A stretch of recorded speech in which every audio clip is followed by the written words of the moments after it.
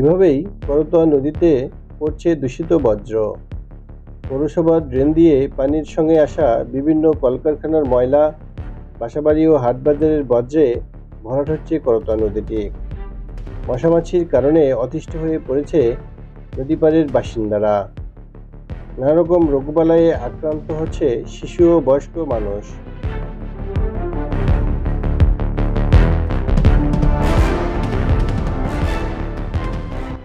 ড্রেনের দূষিত পানি এই নদীতে ফেলার কারণে নদীর দেশি জাতের মাছ, সাপ, ব্যাঙ, পোকামাকড় কোনো কিছুই জন্মাতে পারছে না এই নদীতে।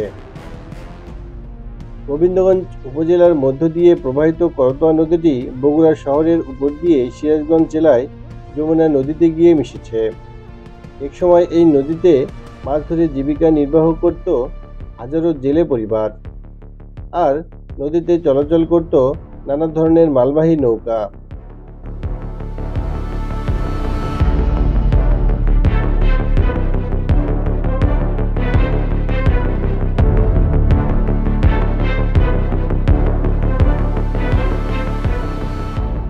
ফলে নদীর তীরবর্তী এলাকায় ঘেঁষে গড়ে ওঠে বন্দরবান নগরী।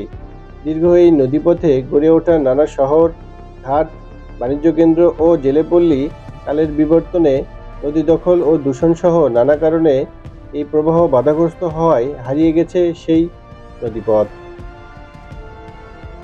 এখন কেবল বন্যার সময় দেখা মেলে নদীর পানি।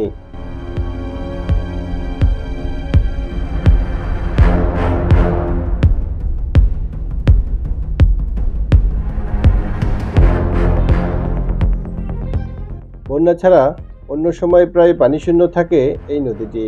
তারপরেও বিভিন্ন স্থানে আটকে থাকা পানিতে পাওয়া যেত দেশি প্রজাতির বিভিন্ন রকমের মাছ। কিন্তু পৌরসভার কয়েকটি বিশালাকৃতির ড্রেন করতোয়া নদীর সঙ্গে সংযুক্ত করায় এই নদীর তলদেশ ভরাট হয়ে যাচ্ছে এলাকাবাসীর অভিযোগ।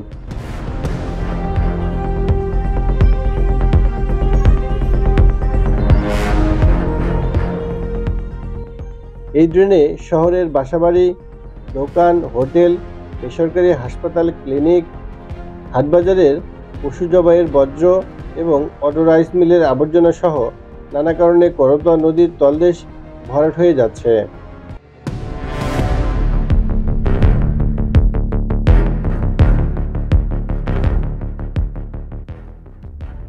স্থানীয় এলাকাবাসী বলেন, পৌরসভার ড্রেনগুলোর সংযোগ দেওয়ার আগে এই নদীর পানিতে মাছ পাওয়া যেত।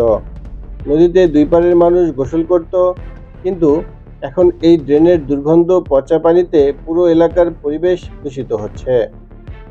হারিয়ে যেতে বসেছে চিরচেনা গ্রামীণ ঐতিহ্য। এ বিষয়ে গোবিন্দগঞ্জ উপজেলা নির্বাহী কর্মকর্তা ও পৌর প্রশাসক সৈয়দা ইয়াসমিন সুলতানা বলেন, বিষয়টি আমি অবহিত হলাম। প্রকৌশলী সহ সরজমিনে পরিদর্শন করে যথাযথ ব্যবস্থা নেওয়া হবে।